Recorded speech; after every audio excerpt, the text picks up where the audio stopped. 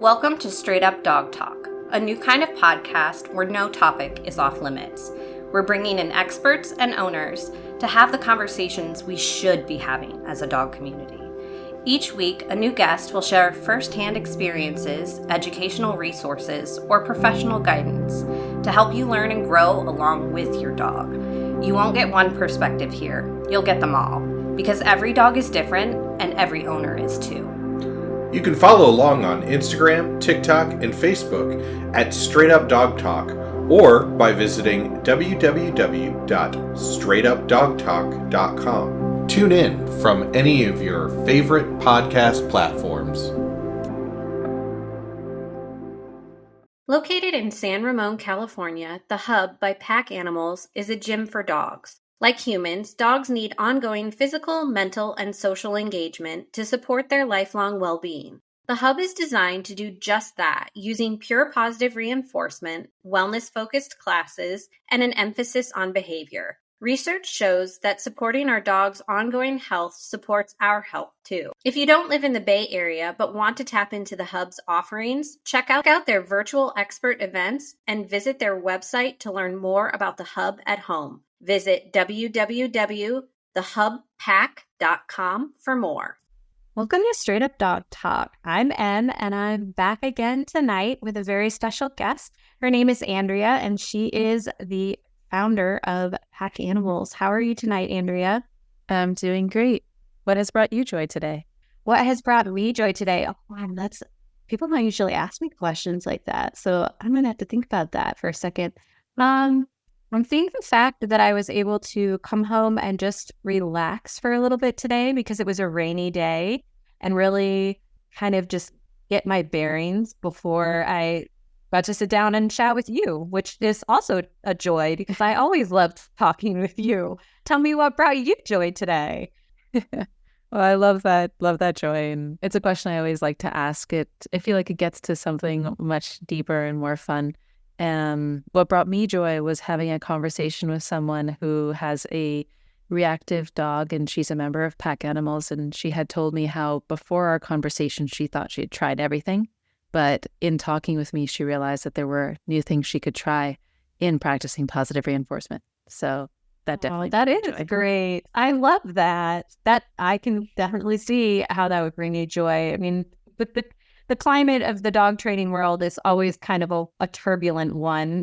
No matter if it's 3 months from now or 6 months ago, it seems like there's always some kind of disturbance between, trainers and not being able to find common ground. And that's one of the reasons I really wanted to have you come to the show, because you have such a positive outlook and you are so open to having these really tough conversations. And you let me ask you hard questions. And I love that because I think that's more of what this community needs. So why don't you tell everybody a little bit about what Pack Animals is and how they can learn more about it and how to find your... So the mission of Pack Animals is to improve human and canine lifelong well-being simultaneously. There are so many incredible things that we can learn from our dogs that influence our well-being as well. And the better that we become at identifying those things, the more we can achieve healthier dogs and then apply those insights to ourselves to be healthier humans and then have that really strong and powerful dog-human bond. And a lot of this came from our own experience with our dog, Maggie, who just had such a positive impact on my husband when he was in the height of his OCD experience. And as we started to dive into the research and the scientific findings, we saw that there is really untapped potential that a lot of dog guardians are leaving on the table, not because we don't want to, but because it's really hard to get to the heart of it. And so that's why Pack Animals is able to address the lifelong goals that we have with our dogs. And we've identified 18 different goal categories, and we are able to package that all into an app that can address, really critical parts of behavior change, which is accountability, structure, routine, and the ability to integrate into people's lives. And so our, overall platform is a mobile app, and we also are opening or have opened a community hub in San Ramon, California. That's a physical representation of the app. And it's the first of its kind place for people and dogs to work, learn, play, and hang out together. And we're just really excited for all of the ways that we can grow the dog-human bond by being part of people's lifelong experiences. That is really cool. I am so interested to get more involved and jump into your app. And obviously, at some point, I would love to come out to California and visit the hub and check everything out. I just think that what you're doing is so unique, and it really is, I think, a step in a new direction. It's something that's kind of untapped a little bit. We have a lot of online trainers and we have a lot of programs out there. There's such a wide variety of things, but to have an app and to be able to, go back and review things and practice things over again, along with, learning the new things that you're releasing through your program. I think that's just such a really cool idea, because it allows you to not only, learn with your subscribers, but also it allows you to expand infinitely, because you've given yourself a platform to grow on, which I think is just so neat. So how did it start? Like, how did you come up with this idea? What truly inspired this? Besides Maggie, obviously she was a huge part of it, but what made it click and made you go, oh, this is actually something that could be really, really relevant and really important for people? So the different stages of, or I guess like different milestones for me that helped it all click come down to, I would say, like 3 steps. So the first was when I started my certification program to become a certified dog trainer. And I did that through Animal Behavior College. As I was going through the, self-paced portion of the curriculum and reading all these different books, it reminded me a lot about the psychology-related work that I had read about. And I honestly started applying some of it even with my husband and with other people in my life. And it helped me reflect quite a bit on relationships that I was having with people, because I was applying these things to how I was interacting with Maggie. And then I was seeing like, oh, well, there's a little bit of a disconnect. Why is that? And can I try to bridge that gap? And so the first like true milestone on our journey to opening or starting Pack Animals was the studies that I was engaging in to get certified as a dog trainer. And then the second was diving into the research. And there is just such a fascinating world of research out there around canine cognition. And I know that, people do talk a lot nowadays about being science-backed and about, following the research. At the same time, I think that, the level that many of us speak at is different than the level that we've been able to achieve through our direct interactions with canine cognition researchers and psychologists and researchers of a variety of different backgrounds that have authored the studies themselves, and talking to them to understand like what really goes into the science and how do you make sure that you have trustworthy findings that you're able to continue building upon, and what does it mean to have trustworthy findings. And so going down that whole rabbit hole was like really incredible, because I had so many amazing conversations and so many studies that I came across that it just made my head spin at times. And then going from that like head spinning moment to like, actually we're making sense of this and we're translating these into what I call knowledge nuggets and lessons now that relate to day-to-day life, was really powerful. And then the third thing was actually just talking to people and getting a sense from my clients about, what they are doing with their dog, what they would like to do with their dog, other challenges that they're experiencing in their households to, for example, get everybody onto the same page about how to raise their dog, how that relates to the interactions they have in terms of their own interpersonal, like ability to communicate their needs. It just was, I kept seeing this connection thread come up of like, if we can learn how to have healthier dogs, then we can also learn how to be healthier as humans. And we're taking away that really challenging emotional layer of like expectation and like interpersonal relationships that can, really make it hard to make progress. And so, yeah, I think that once we really had those conversations combined with the research, combined with the original, studies that I had, it just all came together. And I can also explain why we named ourselves pack animals, because I know that is probably like the next thought is like, well, you're so research backed, like why are you using the word pack? But I'll pause there to see if you have. Oh, yeah, absolutely. I think that's probably the next direction that we should go. But I like that. I think a lot of the issue right now is that, there are people that are completely focused on the science and not the behavior or the experience at all. And then there's the other side that doesn't care about the science at all, and they're only worried about the behavior and the experience. And that's where, like, one of the areas that you and I first had our first kind of like, oh, we understand each other conversation, because you and I are like, both of these things are important. Both of these things factor in, and you have to take into account both sides of the coin in order to actually have the whole picture.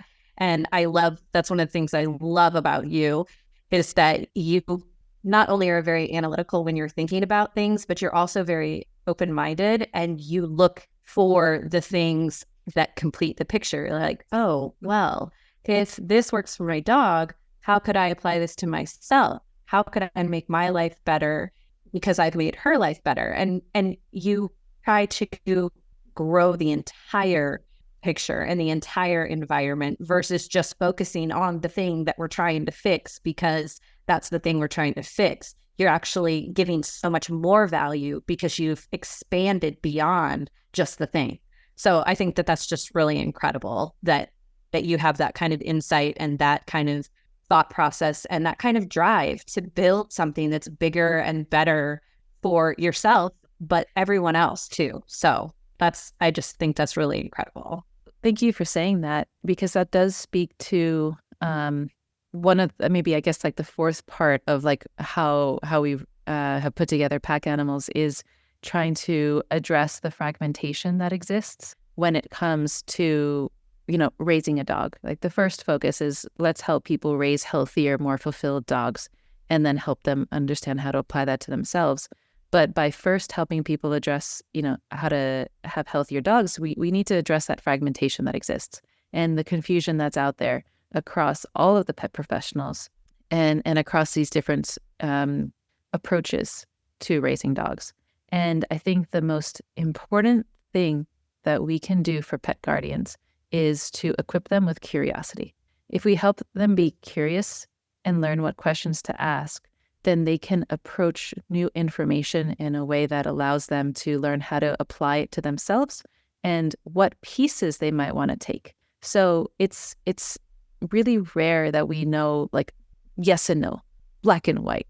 Yes, like, not without a shadow of a doubt, and like absolutely never. The beauty of life is the fluidity. And that's the thing. Behavior is fluid. Knowledge is fluid. Science is fluid. What's true today might be completely thrown out tomorrow. There was one day ChatGPT didn't, exist in the world, and the next day it did. And, one day the God particle didn't exist, and then the next day CERN realized that they had all the data and measured it. And I realize I'm going out of scope here by mentioning CERN, but it's this particle accelerator in Switzerland that I visited, and it's like super cool. And that's another side of me that's nerdy. But it's just, the point is there are these really powerful things. Like one day, civilization thought that the sun revolved around the earth, and then we studied it and we had the data. Like the truth is, like, findings build up to then being studied and then being disseminated.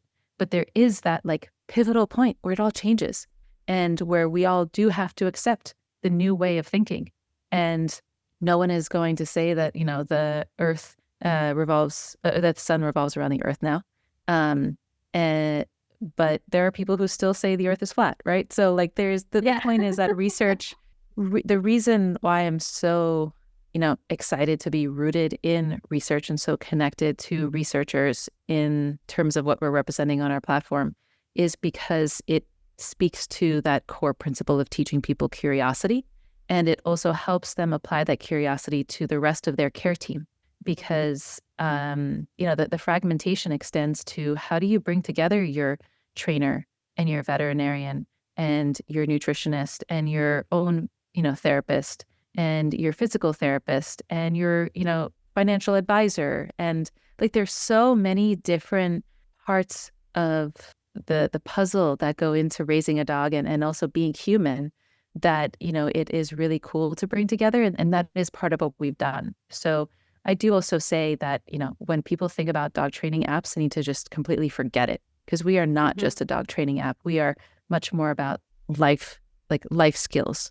And we bring the insight from a range of different human and canine professionals into one place on our app, as well as at the hub. I'm really excited for all of the different, speaker series events we're going to have, because that allows us to hear from the other sides, right? Like, imagine you have a veterinarian that, is aware of what is necessary for like canine dentistry, and you have a human dentist come together.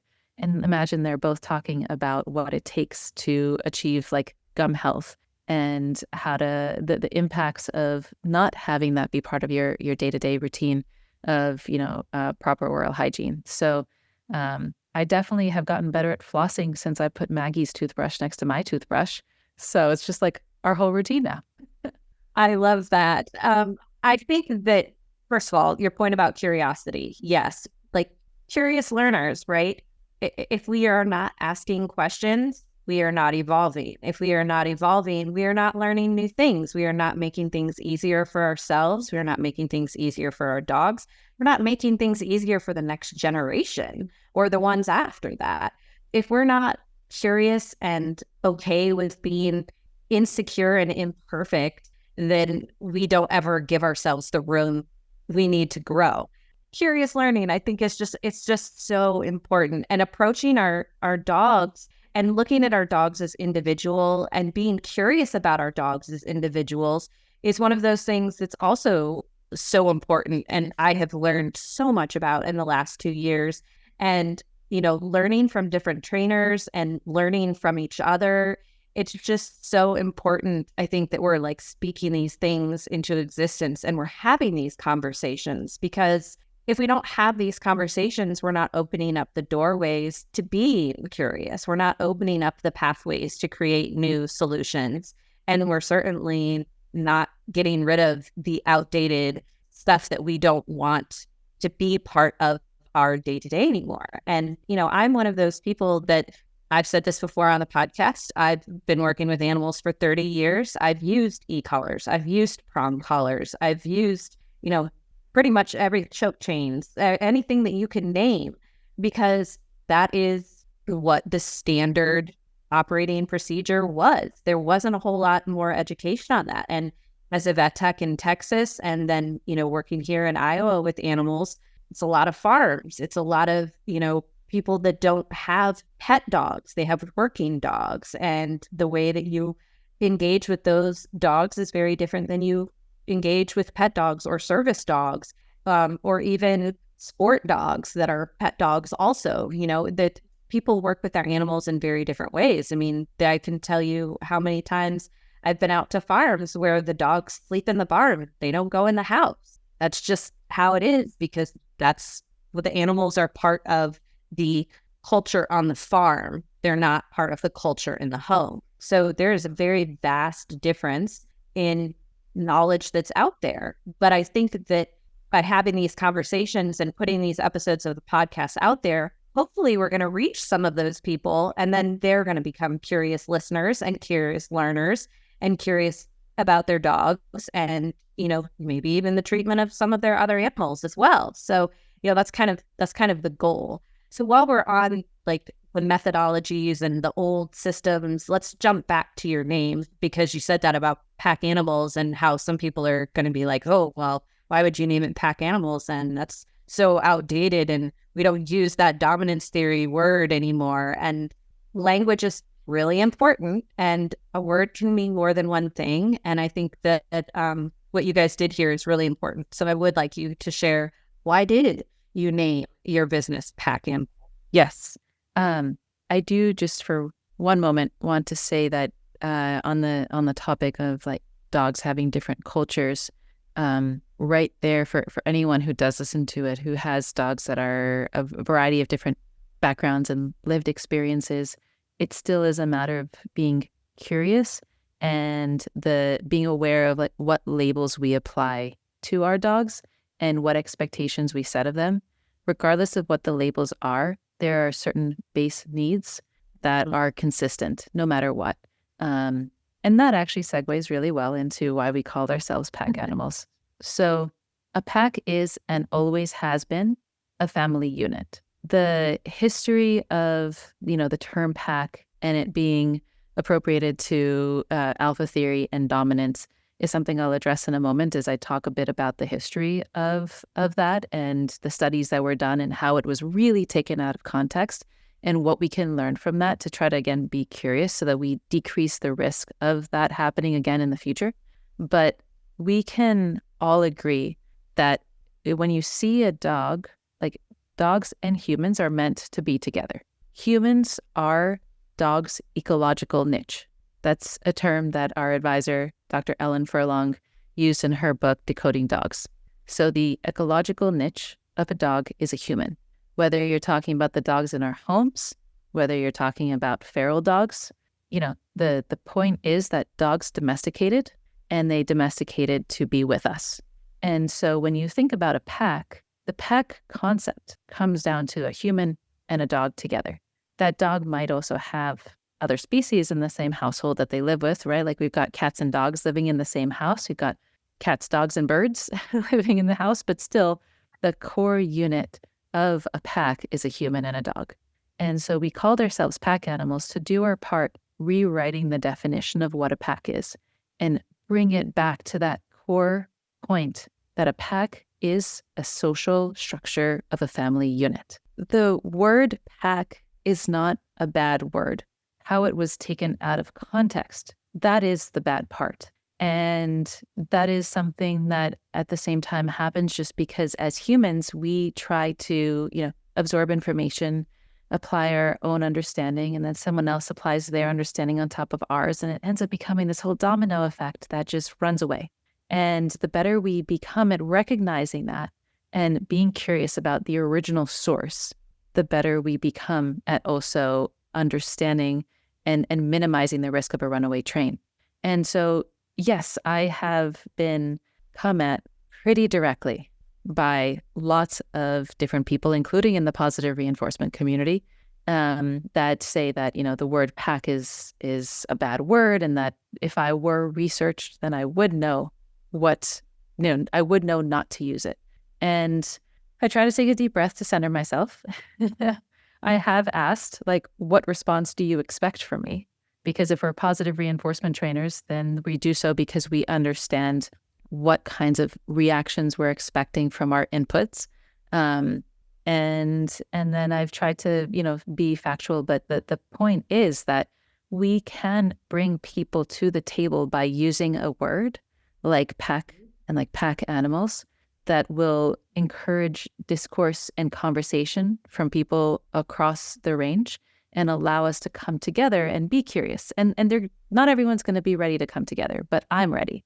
I'm ready to receive conversations and have factual discourse that is rooted in what, scientific findings tell us, how that applies to the behavior we observe with our dogs, what kind of variations we might be looking for that then goes back to influence the science and the study. So that's why we called ourselves pack animals, because we want to bring together the humans and dogs that influence each other onto one platform and do our part rewriting the definition and understanding of what a pack is. And that's fantastic because that brings you full circle, first of all. And it also does help with the language, which let's talk about that for a minute, because language is really important in the dog community, especially in the dog training community.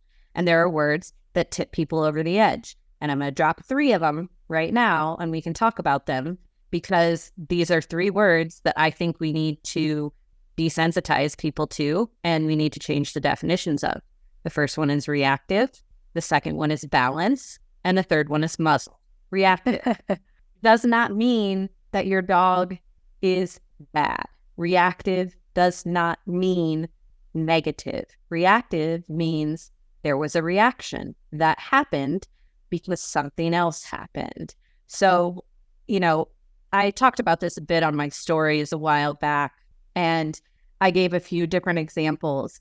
And, just a basic one, you feel an itch in your nose and then you sneeze. That's a reaction.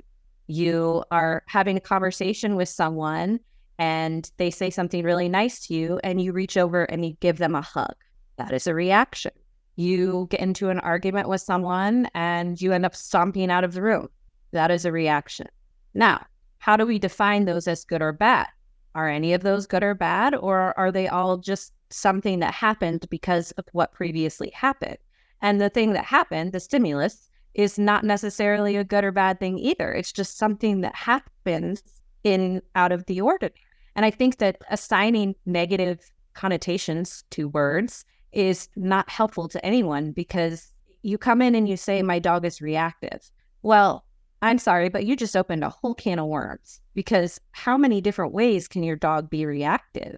I've spent way too much time talking to dog trainers and vet behaviorists now that when I hear the word reactive, my head automatically goes to, like you said, curiosity. Okay, let's break it down. Let's talk about body language. Let's talk about what caused the behavior. Let's talk about how the dog is in fact reacting.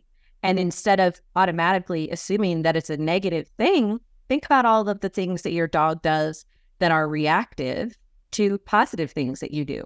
They lick your hand after you give them a treat. They lick your face when you come home. They jump up and wag their tails when you walk through the door. Those are also reaction.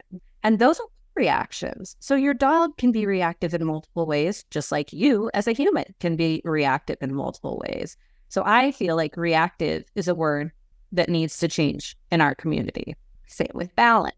Balance means equal in all parts. So if we look at that when it comes to dogs, let's think about the perfect triad of things: emotional, mental, and physical stimulation in dogs. That is what creates balance in dogs. So why is it that as soon as we say the word balance, you use tools? You use prong collars. You use e-collars. You're a balanced trainer.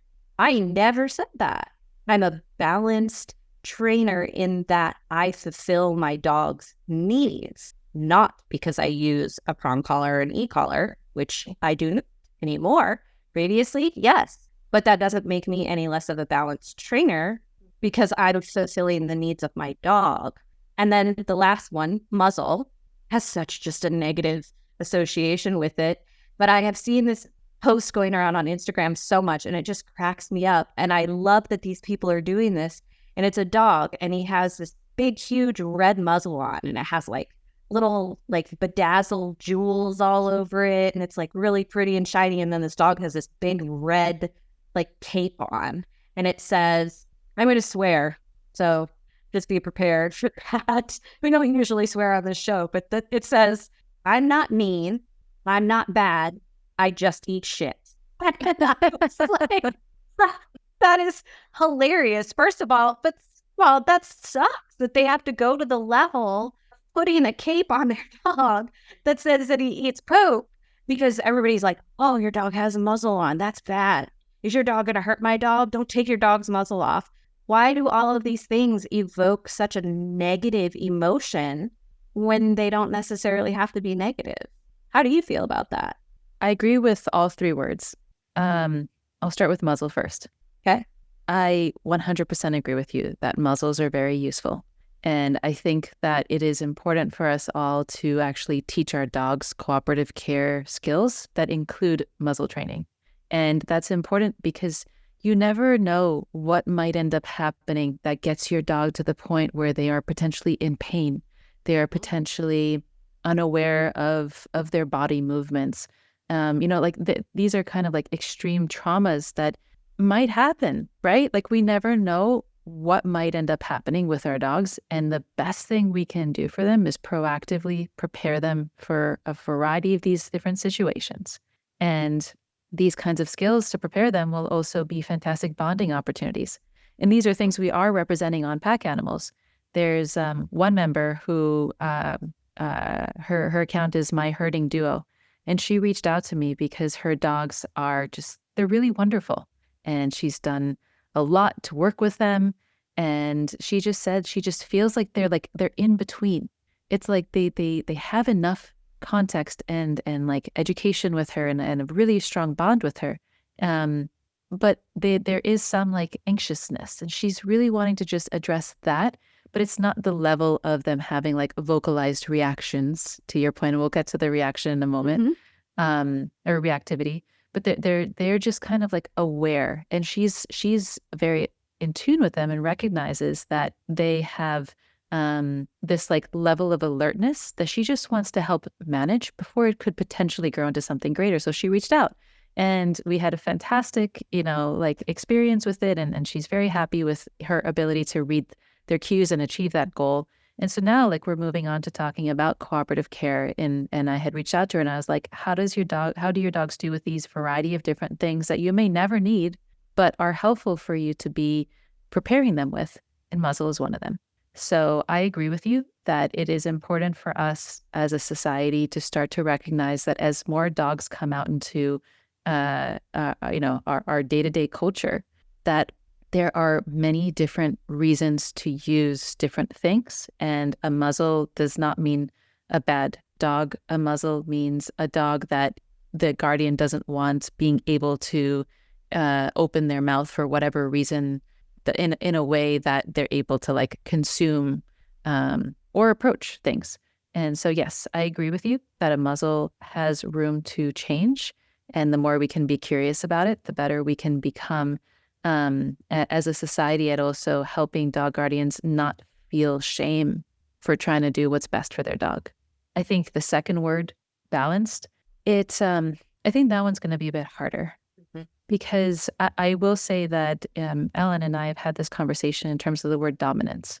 I think that the ethological definition of dominance is very different from the alpha theory definition of dominance. However, that one has just gotten to the point where it's a part of our daily conversation as well.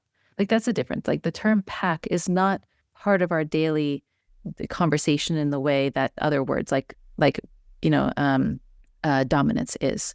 And so like people might be like, oh, I'm a dominant person in this conversation, or I like to dominate, these meetings, or, people use that word in the way that communicates the alpha theory definition, in a way that makes that word necessary of like just coming up with a new one. In the same way that global warming had to change to climate change. It means the same thing, but the word is different because that original word of global warming, I don't know how many people here remember that word, but like, I think it changed maybe in the 2000s or something. But that word just created so much confusion because we're like, oh, it's cold out. Like, why is the world warming? But the truth is climate change better represents what's actually happening. And so similar for balanced, I think there is opportunity to find a better word to communicate what you're expressing, which is like this meeting the needs, right? Like there's Maslow's hierarchy of needs. And there are a variety of different like need-based frameworks. And I think that we have opportunity to find a new word just because the term balanced has gone too far, I think, in the training world in terms of being associated with these difficult things. I do think that like you still talk about like a balanced nutritional diet, but it's just at that point we're using the same word for too many things. And if this was a dog, the dog would not know what we're asking of him. So we need to come up with a synonym. So yeah, work on that. Yeah, I have to come up with a word. I'm gonna have to think on that now.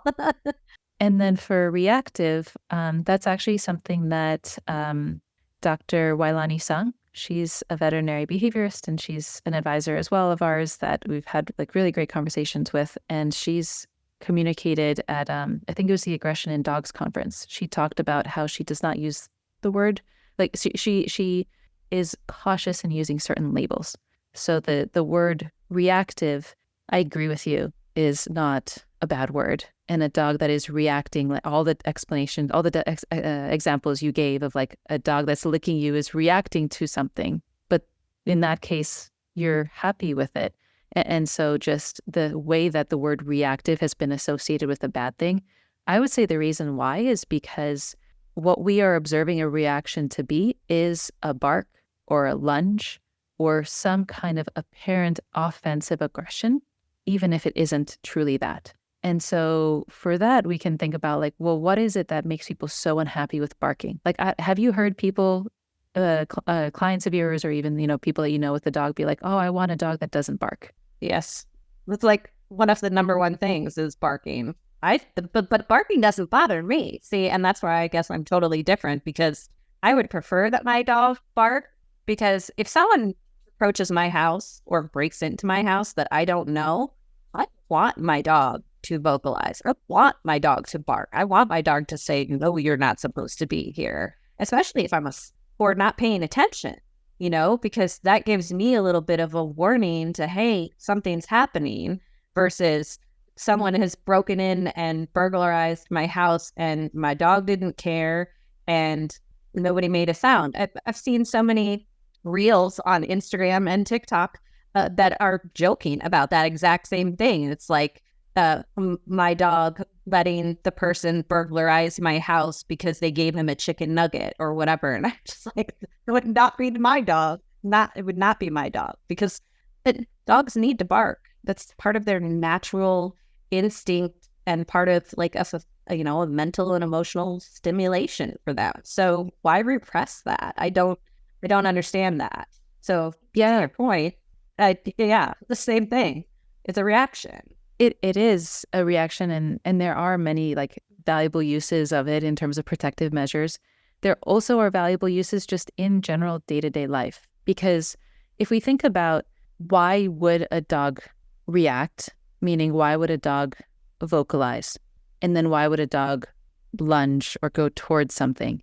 Like those are two different states, but in terms of why would a dog vocalize, they are doing so because there's something that they've been trying to communicate through their body language that has not been heard.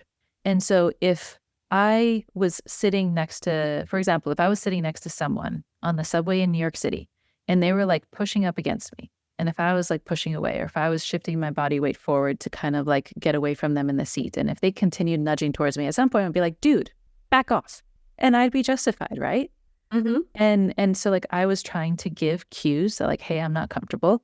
Or if I'm in a conversation and if I see someone like close up their arms and start to step away from me, and if I don't end the conversation then, and they tell me like, hey, I got to get going, like they are telling me, hey, I got to get going after I miss the cues that would have helped them not feel awkward being like, I got to get going, right? So like there's so many things in our day-to-day that we do to each other that communicate we're like into conversation, or that we're a participant in what's going on. And then we move to verbalize things more often because we have speech. But imagine if we didn't have the shared language, we would need to communicate with our bodies, and then our reactions and like our gestures would be more extreme. Like I would have to put my hand up to you if I didn't know how to tell you stop running towards me. And that's kind of like a dog going towards the thing that they're afraid of. So I would say that, yeah, in terms of the word reactive, it's just a word that we have associated with the bad thing because we don't truly understand why it happens.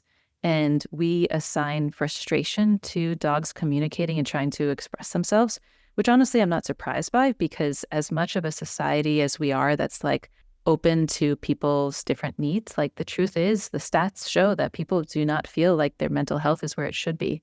And they don't feel like they have paths right now to be able to achieve that, which is why we need dogs and why we have pack. I think that, just being conscious of the fact that language is so sensitive, and, communicating to our dogs, like you said, it really isn't that hard. And exactly what you said, putting up your hand to signal, hey, don't come closer. Dogs don't communicate in the same ways that we do, but there are some things that are very similar in most dogs. I'm not going to say all dogs, because it's never all dogs. There's always going to be an exception to the rule, no matter what we do.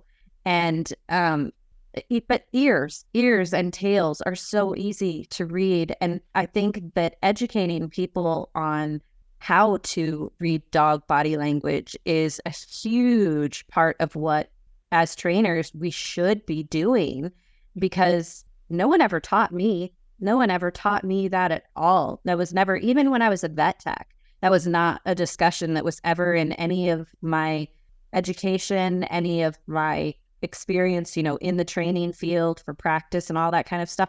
It was just something that I realized, if I paid attention to how I was approaching the dog and how the dog was interacting with me, I was less likely to get bit.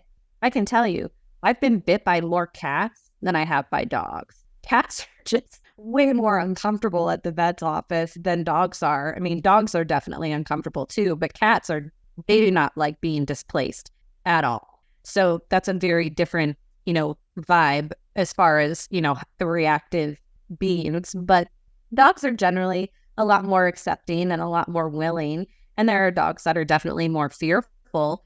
But if you go slow and you take the steps and the precautions and you ease into it with a dog, you're going to have a much better appointment. You're going to have a much better success rate, and nobody's going to get hurt. And I think that if we all just kind of learned to slow down a little bit and read the body language, be curious about the body language, and take those steps one by one, we would learn so much about our dogs. We would learn so much about ourselves.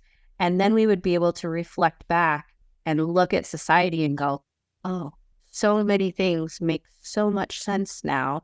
And we would have a more basic, generalized understanding of each other. And maybe we could be a little bit more accepting and understanding of people in certain situations just because we took the time to understand our dogs, which I think is a lot of what you guys are trying to do. And I think that is such an incredible mission that you guys have.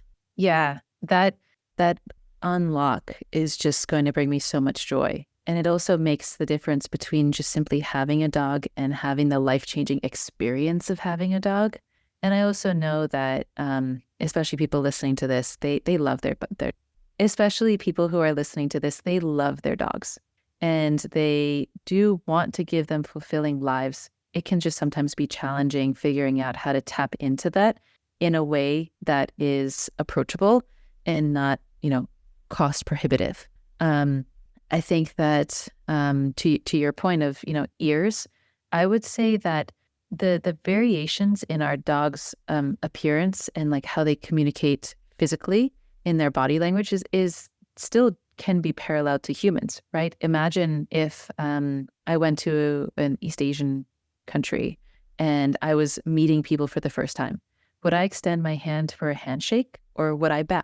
So there are a lot of these subtle things that when we slow ourselves down, we're like, oh, actually, this is super similar to truly the body language cues that we do give each other in different cultures. And so dogs have their own culture, but at the core, their needs are the same. I would also say that when it comes to going slower, that doesn't mean you're going slow. And that's a critical part that I actually would love to talk about when it comes to positive reinforcement. So positive reinforcement does involve slowing down. It does mean that you are going to have situations that you want to get to the outcome of, but that you need to take a slightly different path towards so that your dog is able to be a willing participant with you at every step of the way. Positive reinforcement also means that you have the self-discipline to be aware of how difficult the task is and how easy it is so that your dog can be a willing participant along the way, and that you can be curious when your dog does something you didn't exactly want them to do so that they can, be, that their action can be replaced with something you do want. So I'm going to, for example, talk about what happens with a dog that barks at the window.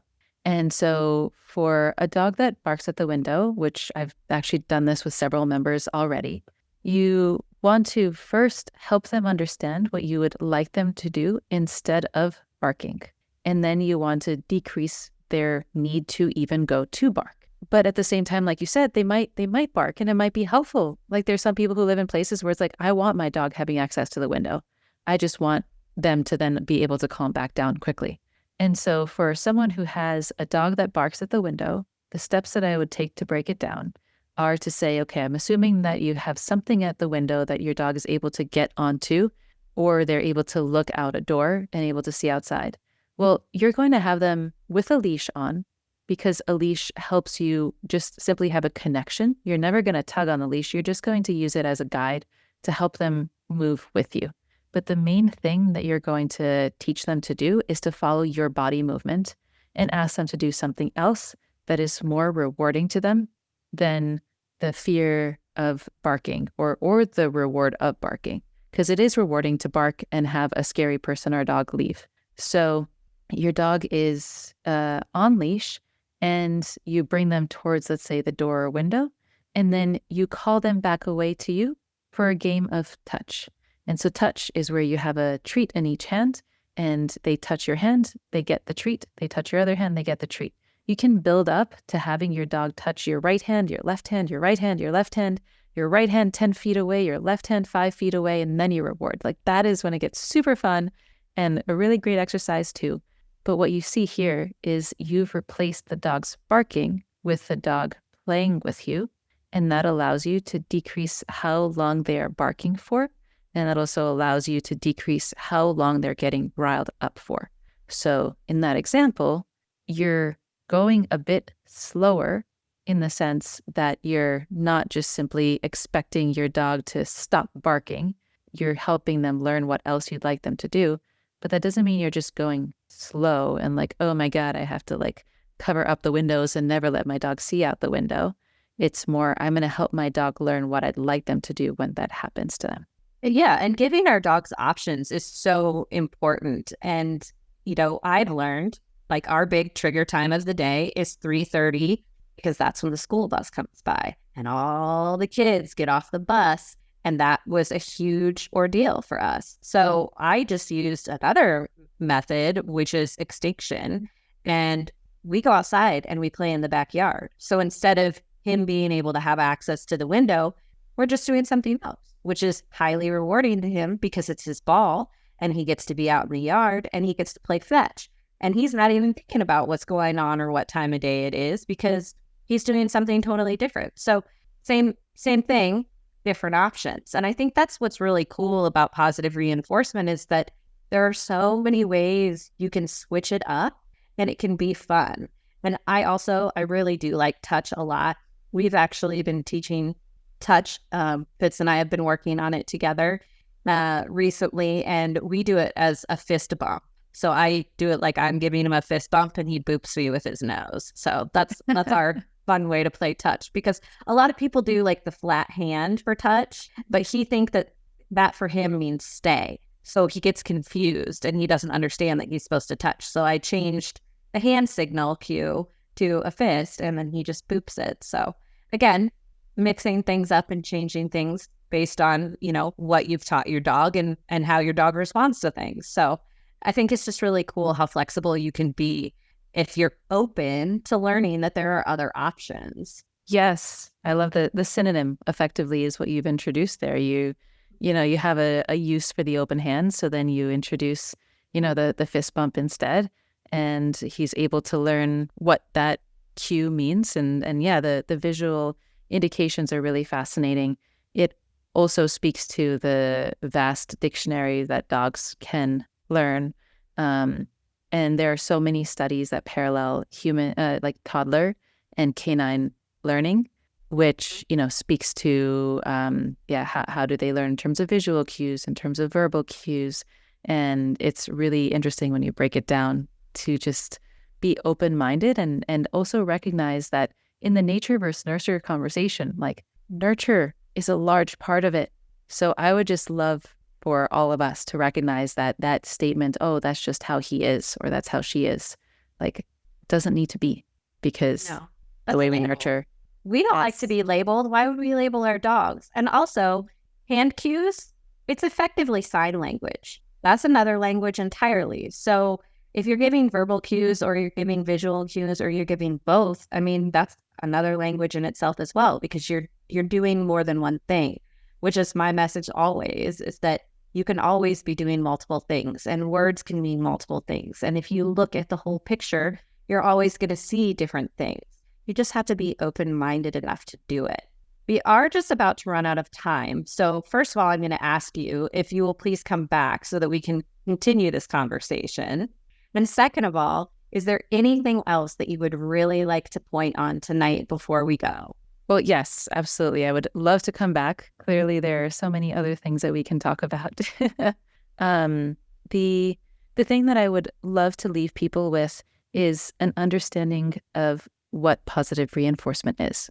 And positive reinforcement involves much more than just treats. It involves being able to know what you are asking your dog to do and using treats as the outcome of that request. It is something that should always be part of your learning, because just like the muscles that we build at the gym, positive reinforcement is just simply the method that we apply to teaching our dogs, teaching ourselves, teaching others.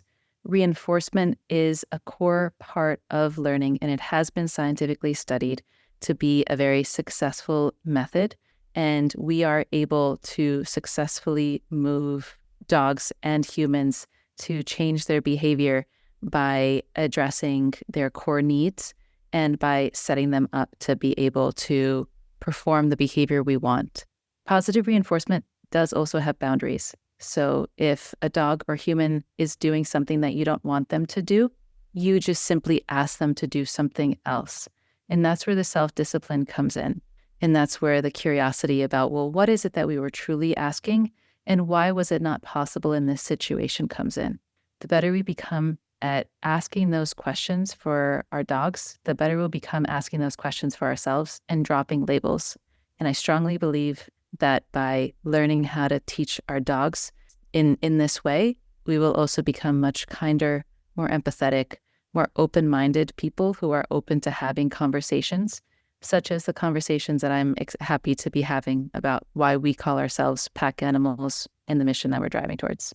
So let's have a conversation about bringing people to the table, because we're trying to educate and we're trying to navigate through all of these situations and which side of training we want to be on and who we're trying to teach and how we're trying to teach.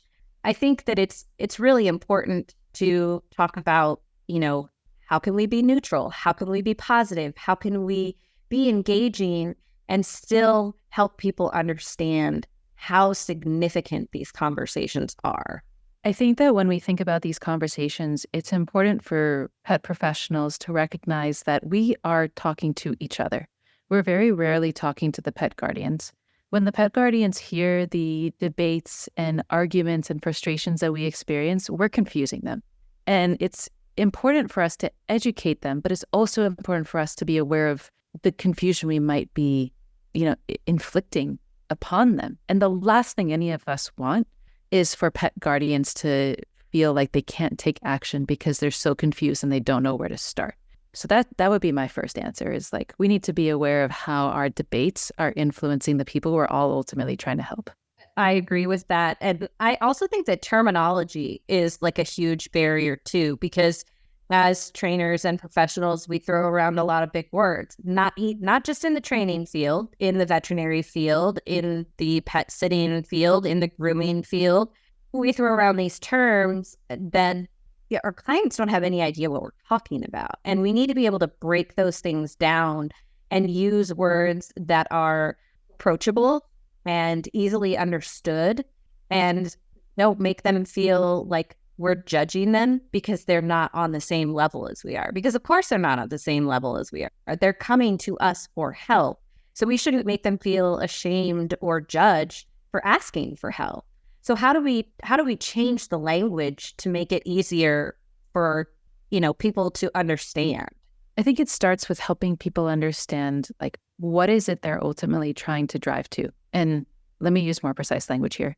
There's a difference in talking to the pet guardians, so like the dog guardians who have a dog that has behavioral challenges, that has fear, anxiety, and stress, that has, undesirable behaviors.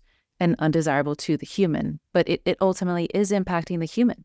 And, a dog that is pulling on leash or is barking randomly at people and dogs is impacting the comfort of the human to go for walks with the dog and is impacting the human's cortisol levels. So we do need to recognize the impact that the education the dog guardian is seeking will have on the dog, but also on the human's day-to-day.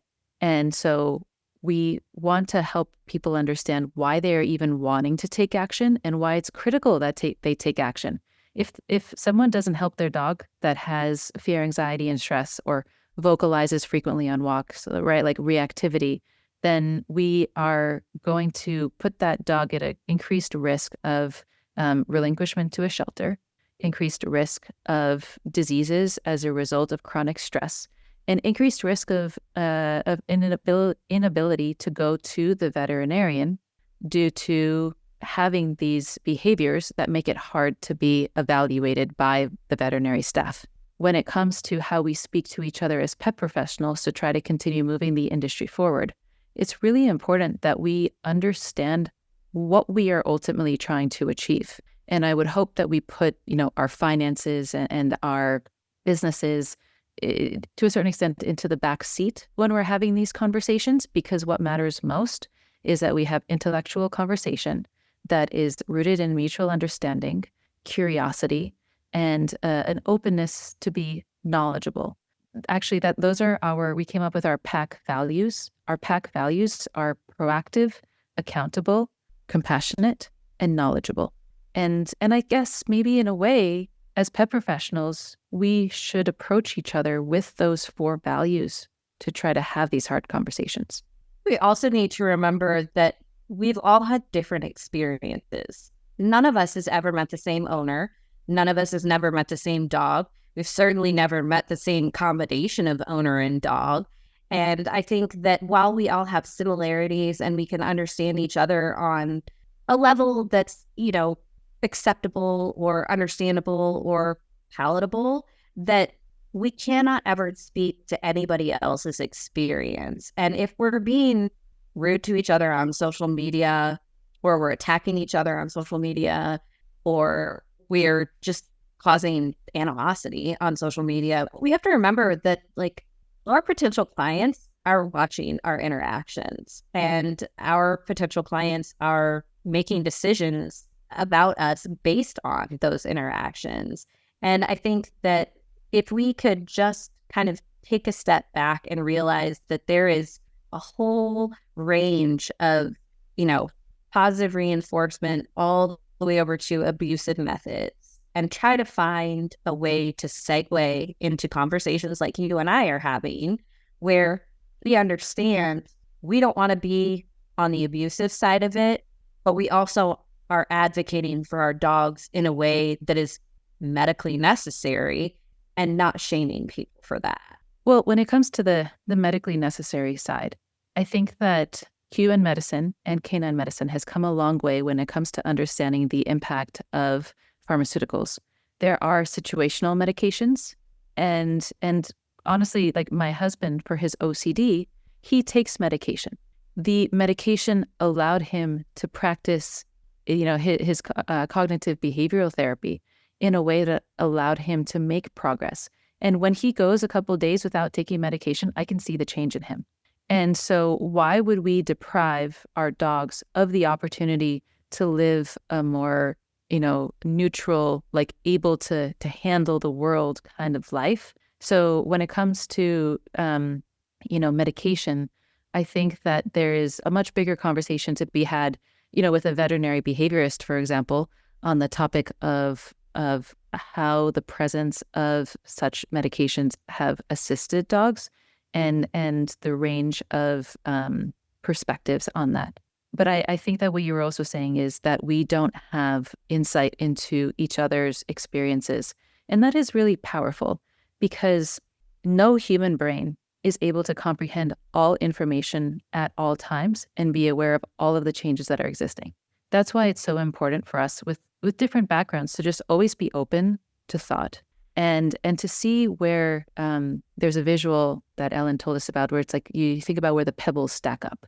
Think about each interaction that trainers or pet professionals have and researchers that the studies that they put out. Each of those interactions is a pebble. The pebbles will stack up in different places because that's what tends to be, most successful and most impactful and the thing that kind of gets repeated. So think about studies, scientific studies, they repeat each other, they reference each other. They build upon the areas that the studies before them could not evaluate, and then they'll stack up.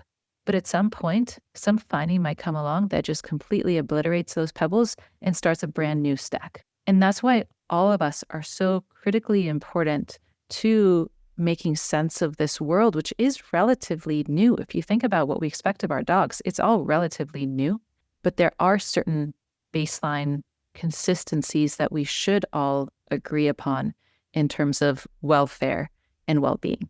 I completely agree. And that's a really great example of how to look at this and also how to be open-minded about it because, okay, we're stacking up, and now, bam, it's gone. We have to start completely over. That's okay. There's absolutely nothing wrong with that. That's just like me going backwards in my training with Fitz. We trained one way for the first, 5 years of his life and 4.5 years of his life. And the last year and a half, we've trained completely differently. And we started all the way over at square one.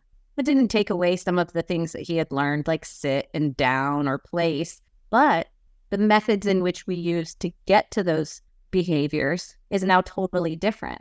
And I think that people need to understand that just because you go backwards or just because you start over, that is not negative. That is not bad. That is rebuilding, that is refocusing, that it's restructuring, and you're strengthening the bond. You're not, we're not knocking things over. At least we're not trying to knock things over. But it is okay to start over. And if the studies come and they change and 10 years from now, science is advanced and we learn something totally different and totally new, okay, well, that's okay. And I've heard Denise Spenzi say this 100 times. Well, what if in 10 years I change my mind? And all of these people have been following me for this long and I've had these thoughts for 10 years, but now in 10 years I've changed my mind. And I said to Denise, okay, well, if those people are following you, shouldn't they be growing and learning and changing with you? And that is exactly what we should be doing as a community, is growing and learning and changing together and supporting each other and not demeaning, debasing, making fun of, excluding, all of these things, because there is a line. When we get to abuse, that is a line. We'll draw the line. Like, we're not crossing that line. Tools, that is a line that some trainers feel comfortable crossing.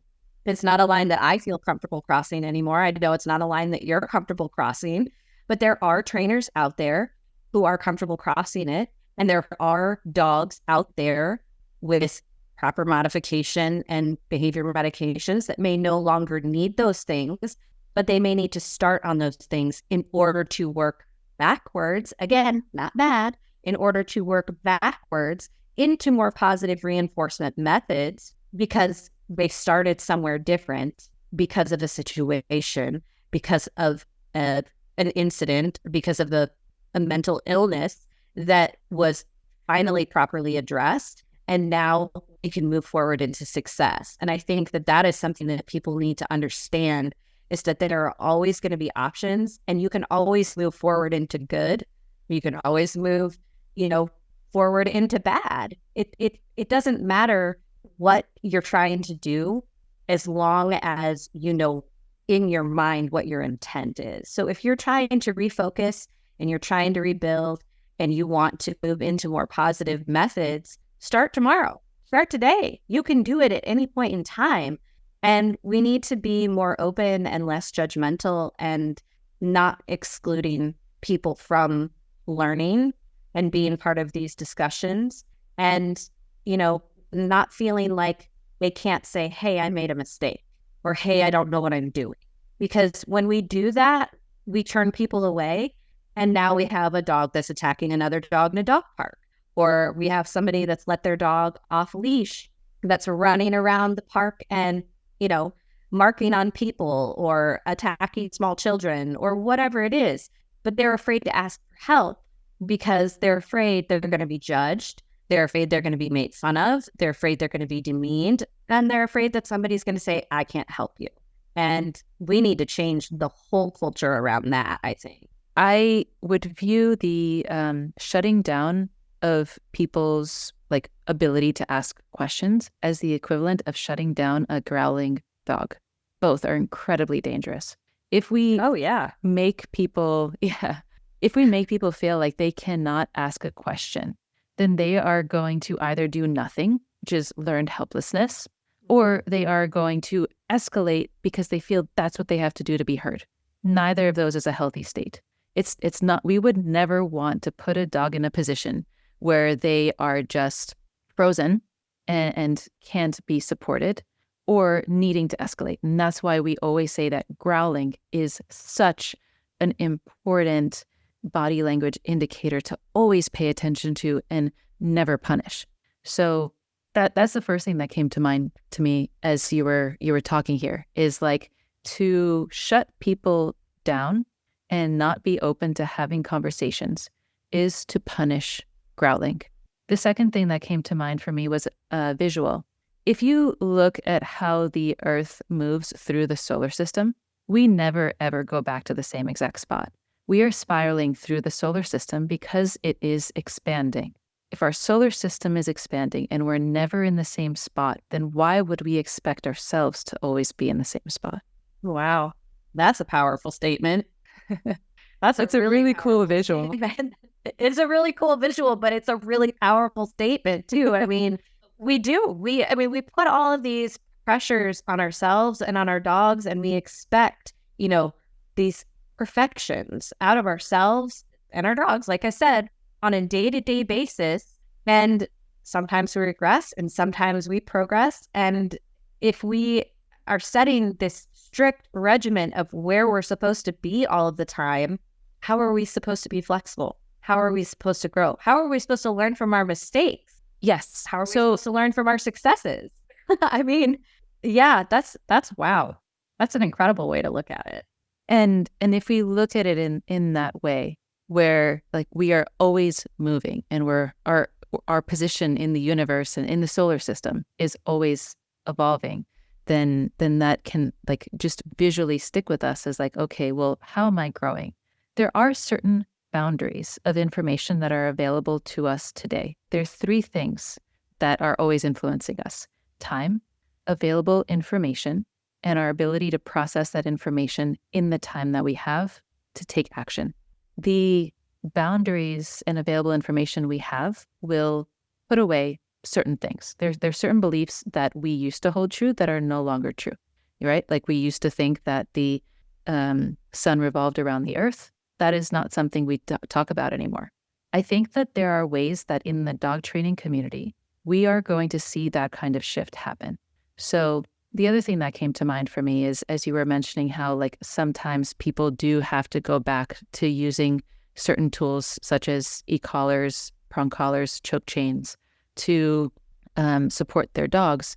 I would challenge that though. And I would say that is something that we are going to move away from as we learn more about how to support dogs and how learning theory parallels humans and dogs. And I completely agree with you on that. I'm just saying that the general population believes that those are the methods that they need to put into place, because you can walk into a PetSmart, buy a chill collar. You can walk into PetSmart and buy a prong collar. You can walk into PetSmart and buy a bark collar, which that's a conversation I won't even start on tonight, because we can go down a whole rabbit hole of anger with that because of the things that I've seen in the veterinary world because of bark collars and prong collars too. But I think that again, that's a whole shift. We have to, I think we're going in the right direction. I think we're all of the trainers currently, we're all trying to do better and be better. And we are trying to move these things out of the general public's focus. But again, that's a shift. And that's a generation of people that once they no longer have dogs, that is going to I think, bring a huge change in the dog industry and the dog community, because there are so many of us advocating for getting rid of those options. Yes. And that what you talked about of this generation, like if you think about like our parents' generations and our parents' parents, like the role that women played in society is very different now than it was then. I right now am the CEO of a company. Would I have been a CEO my grandmother's generation? No, definitely not. I would be in the home. I'd be Marvelous Mrs. Maisel, potentially, because I definitely would be, not skilled enough in the kitchen. But the point is that there is a shift. People exist on a spectrum. Dogs exist on a spectrum. One of the beautiful parallels, and there are many. And it is really frustrating when we expect everyone to be at the same point at the same time. It is up to those of us who have access to greater levels of information, who have the ability to process more information, to have more time to process it, to continue moving the industry forward and trying to educate others. And that's also where it's important for us to be curious with each other and open and understanding what we expect of each other.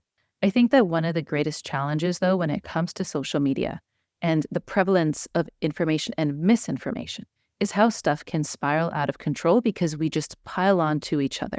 Something that I get personally very frustrated by is when I hear people say, I read this study. It's like, well, how did you read that study? Did you read the full thing? Did you read the abstract? Did you read the disclaimers at the end? Did you just read the conclusion? Are you reading an example or synopsis that someone else did? Because even very reputable sources may not accurately present the findings of the work of the original researcher. And so I would just say that when it comes to the usage of the word science, I would love for us to become a bit more aware of how we are tossing that word around so that we don't poison that cue. That's the worst thing that could happen. No, I completely agree with that. And I think that, again, that just brings us back to language and how we're using it. And reading a study and understanding a study are two totally different things. And if you don't have the education and the background to understand some of the terminology that's used, that's a lot more research that you have to do, because then if you don't do that research on top of reading the, study, now you actually don't even know what you just read, and you are quoting things that you misunderstood or didn't fully understand, and you're spreading misinformation now because you inaccurately researched and read and understood, and you're now spouting information that is inaccurate because of it. And that's, again, I'm not judging anybody on that either, because some people don't understand that they're not doing it. They're not bringing the full circle. That just reading one study, just reading one report, just reading a part of something is not the whole thing. And it's like putting together a puzzle, right? If you don't have all of the pieces put in the right places, the picture doesn't make sense. So you have to put it together piece by piece. You have to read it section by section. You have to look up the words you don't understand. You have to ask somebody to explain a theory or a process to you because it didn't make sense. Again, asking for help, right? But I do agree with you on the change. And I believe that there is like this shift that is happening, and like cultural norms and things that are changing. Like I've said this before, and I'll say it again. I'm like I'm like the OG dog, right? Because I'm like 20 years older than most of the people that are super active on social media right now, right? I'm in my 40s, and I never wanted to have kids. I only wanted to have dogs. And I was always very involved with my dogs. I was very involved in the veterinary world, the pet sitting world, the dog walking world, and now the dog training world. And here we are, having the dog moms being very prevalent and like very much part of our culture. And I love it, because when I was that age and I was a dog mom, still am a dog mom, but when I was a dog mom in my 20s, I was judged very harshly for that. Because why don't you want to have kids? Why are you having kids? When are you having kids? Why aren't you married yet? Well, now you're married, but you have stepkids. When are you having a baby? There are all these expectations on us. Yeah, it's insane. And I am so jealous of the young 20-something girls now who are like, I'm a dog mom and I'm rocking it. And everybody's just with it. I did not have that experience with it at all. So it's changing. It's happening. It's coming. And we're seeing it in small ways. But I think we will hopefully in the next 5 years see a really big shift. I think that change is happening at an increasingly faster pace. I also know that the things that, for example, you did before us allowed us to do what we do now. And that is why it is so important that those of us on this range of education and awareness and available information just continue supporting each other. Because the more that we try to lean with, okay, here's what I have learned. What have you learned? And then continue being curious. That's how those pebbles start to stack up. And that's how we start to make sense for the people that we are ultimately trying to help, and make sense for ourselves too. Because if we are able to approach with that level of curiosity, then we're then able to avoid the finger pointing of well, you did it wrong because you did it that way before. And it's well, I did it that way because of what I knew back then, and I have evolved my thinking. There's a fantastic book actually called Mindset by Carol Dweck. And she talks about the growth mindset and the fixed mindset. And quite honestly, I've realized for myself that I have a growth mindset while my family has a fixed mindset. And that's one of the core things that has created great strife in our relationship. I also realized that I was raised by emotionally immature parents. And I'm reading a book called Adult Children of Emotionally Immature Parents. And it is just so eye-opening. And it also demonstrates to me why it is so important to me to apply positive reinforcement in how I am raising dogs and in how I interact with other people. Because that positive reinforcement means self-discipline. It means compassion. It means curiosity. It means a growth mindset and openness to have conversation, as well as understand that when I'm hurt, it's me that is feeling it. But it doesn't mean I need to be mean to other people. And so when a dog barks and does something I don't want him to do, that doesn't mean I need to put, from my perspective, a prong collar on them to force them into doing what I want. Because to force a dog to do that is effectively to forego my curiosity for their lived experience that is making them pull. And similarly, as pet professionals, to try and shut down conversation, to try to speak in certainties, is to throw away that person's lived experience. And to your point, we all have different experiences and we can learn from each other. And when we try to pull out the pieces that we like from each other's experiences, that will make something so much more powerful and will truly move everything forward together rather than being at odds with each other, like we unfortunately do see trainers and pet professionals getting to the point of being at odds with each other. Well, we do see that. And it's unfortunate. And I really dislike that it happens. But to that point, and paving the way and opening conversations, I think that it's important to have conversations with people who are not pet professionals too, because they all have experiences as well. But to your point earlier, ask for help. Do seek professionals. We are professionals for a reason. We have experiences. We have different experiences. We probably have more and a broader range of experiences, and we don't want to be spreading misinformation. So talk to your friends. Make friends with people who are not like you. Make friends with people who train differently than you. But ultimately, talk to professionals. Ask for help. And don't necessarily think that just because you trained your own dogs, that you can train everybody else's dogs, because I think that that's kind of a common mindset that is out there. And I've heard so many people say, oh, I trained my own dogs, but I would never want to train somebody else's dogs. And I think that that's so funny because at least, they're willing to admit, okay, I don't have the temperament for this. And I think that that's kind of where that line is that you either have the ability to help other people and other people's dogs and look at other people's dogs with an open mind and an open heart, or you just want to focus on your own. And either option is 100% okay.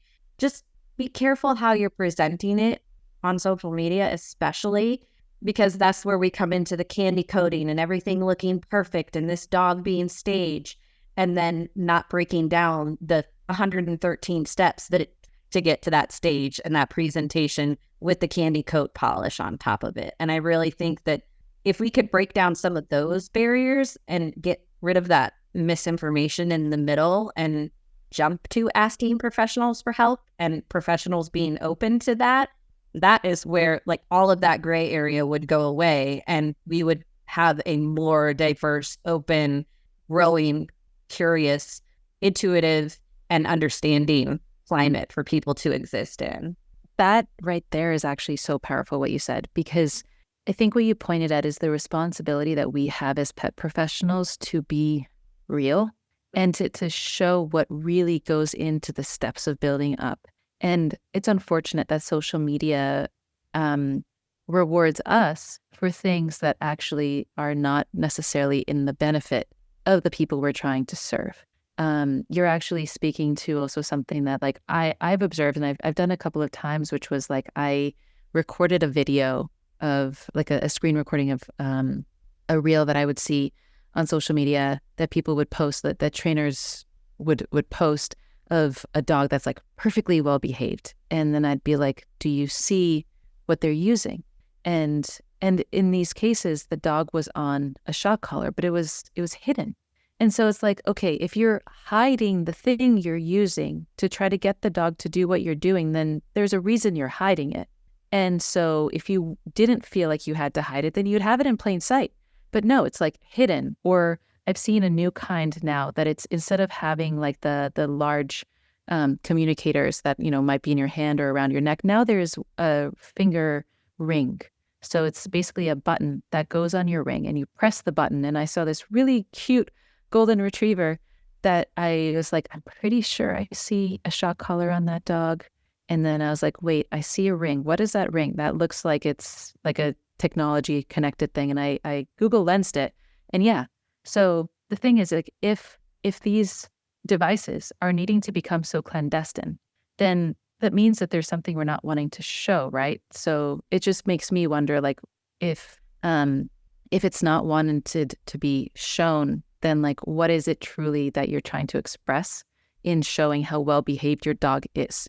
And so, yeah, it just in hearing you talk about like the responsibilities we have to each other to kind of be able to kind of communicate what steps are going into it and how many, you know, dozens or hundreds of steps, depending on the kinds of situation we're working on, will help people. That way they don't think that it's like, oh, dog has this behavior, that dog did that. It's a one-step thing and done, which also speaks to how pet professionals can support each other. It's like, we're not going to take someone who's been in the industry for decades and grew up with a different ideology and suddenly present to them scientific studies and be like, okay, you're immediately switching over here. Like, they are going to equally need to be eased up to the new understanding and supported along the way. And I think that said that earlier about the fixed mindset and the open mindset. Like, there are going to be people that are fixed. They're done. This is where they've been for 50 years, 40 years, 30 years, whatever. They're staying. They don't care. And that's fine. That's okay. We don't need to try to change everybody. We just need to make change going forward. I mean, eventually, you know, I'm not going to be training eventually, but I hope to evolve. I'm like you. I'm not fixed. I'm open. I want to learn. I want to change. I want to grow. And I want to take that with me as far as I can take that in my life. I was worried about starting training so late in my life. And somebody said to me, there's this lady and she's 85 years old and she's still training dogs. You can train dogs as long as you want. And I was like, okay, all right. You know, we're going, we're doing it. And I think that, you know, I have a really unique perspective. I know that there are a lot of vet tech turned trainers out there, and a lot of professionals turned trainers out there. And I think that we all bring something different to the table because we had different experiences and we understand how important that medical side is to the training side. And that's kind of where we start to like weave those two conversations together by implementing them into one person and then educating forward. So I can see a lot of change happening just from small ripples like that too. Yes, it absolutely will happen. And also as technology evolves and introduces new things for us that allow us to experiment and gather data in different ways, that's where things might progress faster. So, like the experience that you had with, getting started with training at this stage in your life might end up being the experience that tons of other people have because there are going to be things that change and make that feasible.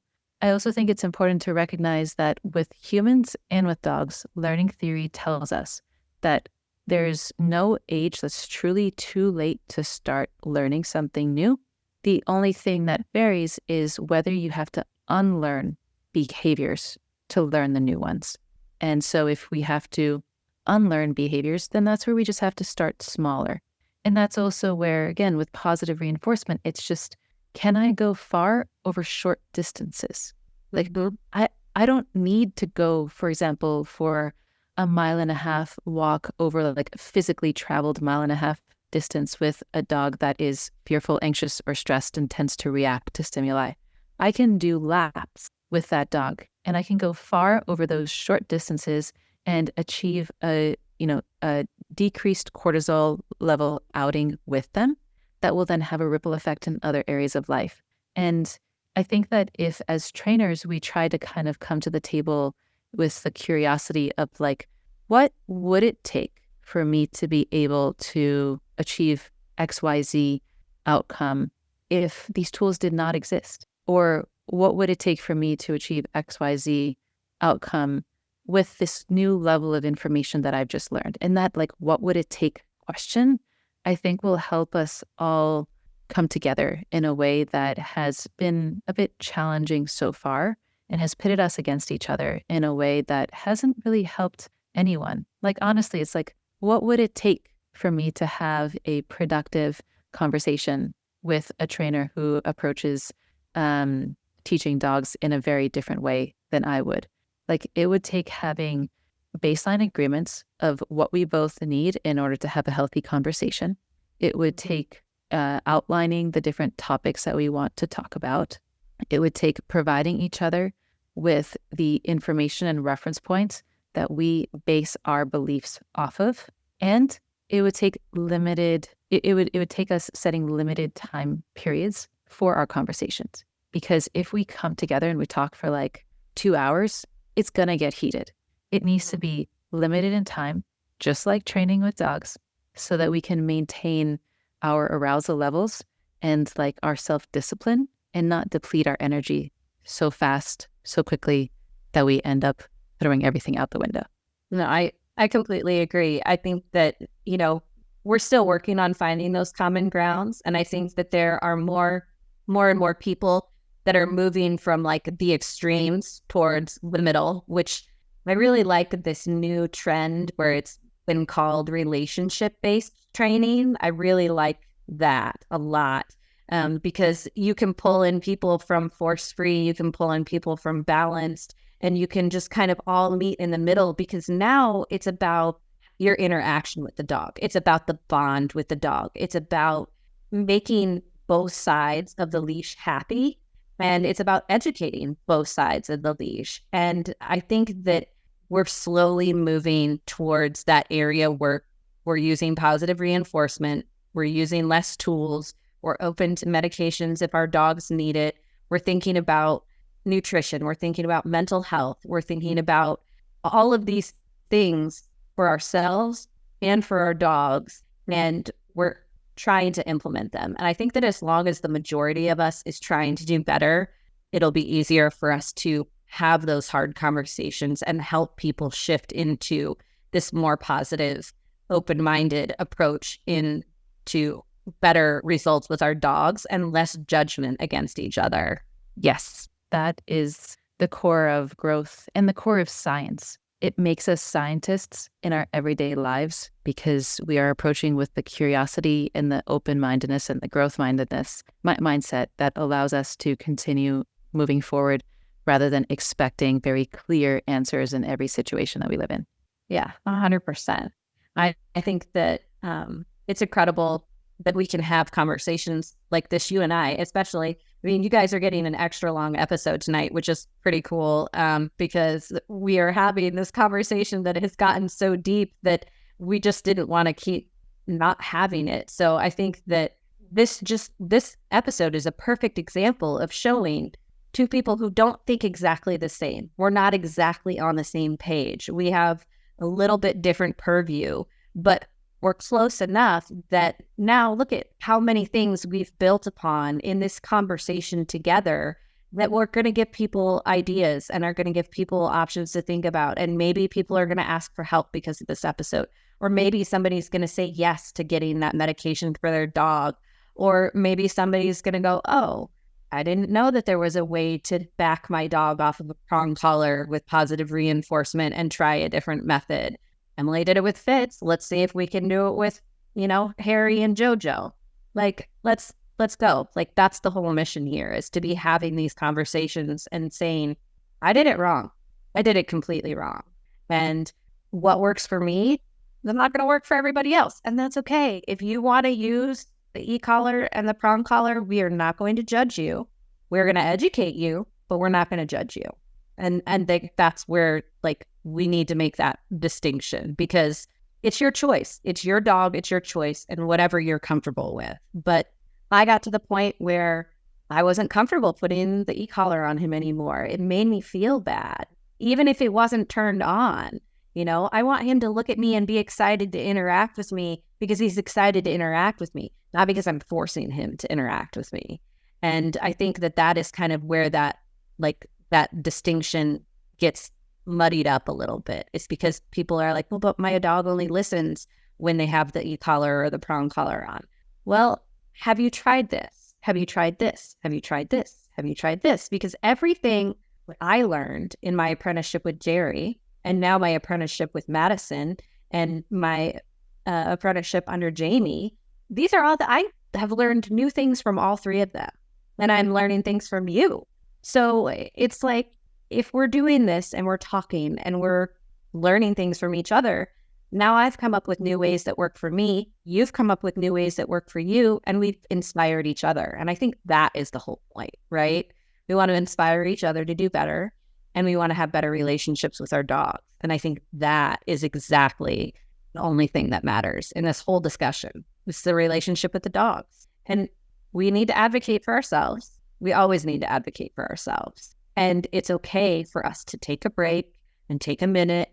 And, it's okay to go to the grocery store without our dog. It's okay to go to the bookstore without our dog. It's okay to go for a walk without our dog. It's okay. All of it's okay. And we need to remember that. Dogs are not fashion accessories. They're not, they become trendy. Dogs have become a trendy thing. And that's unfortunate in a few ways, because it makes stressful situations in multiple scenarios that we won't get into again tonight. But think about that.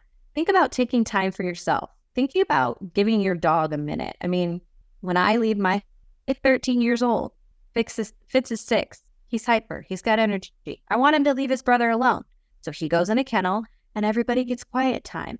And then we all come back together and we're all happy to see each other and we're all happy to interact. Think about that. Think about those processes that help you level out, even out, and help you step into change, step into a better mood, step into a better afternoon, because I don't want there to be conflict in my house, right? You don't want there to be conflict in your house. So how can we set up ourselves in a way that when everybody comes home, everyone's happy, everyone's joyful, and everyone's just loving and caring for each other, and we're all just, existing in a good space together.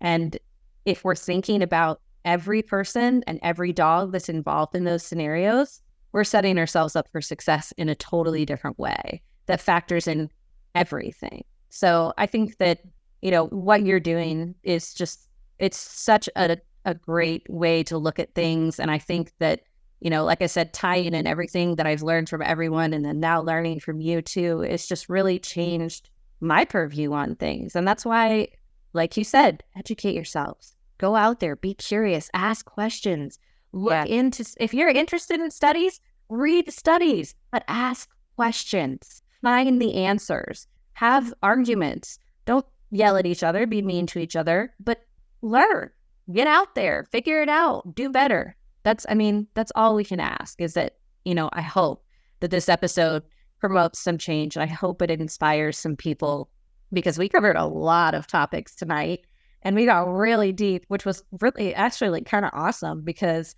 I think we've gotten pretty deep on some episodes, but tonight I think we touched on some things that we really haven't touched on. And, social media, like taking it down a notch from what it is and understanding that like you're seeing 7 seconds, 15 seconds, 90 seconds of someone's life. There are 24 hours in a day. That's thousands upon thousands of seconds. Like 7 sections that's a fraction, a teeny, teeny, tiny fraction of someone's day.